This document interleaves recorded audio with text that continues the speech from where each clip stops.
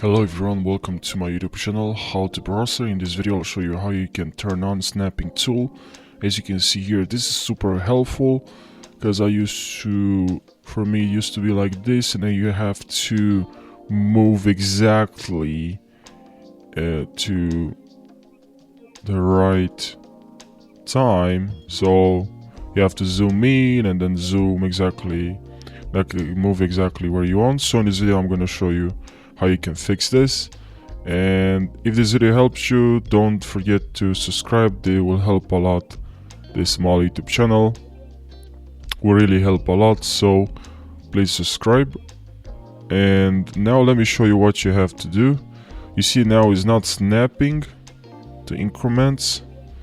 Like you can see, it's very annoying to position the videos. So what you have to do to fix this problem, to turn on snapping, is to press on your keyboard N, alright? And now you activated snapping, as you can see, and this is super helpful. And by the way, you can also activate snapping from here. I'm just using the shortcut. If you hover over this icon, you can see there snapping and then N, alright? And yeah, if you press N, now you activate snapping, and it's very useful.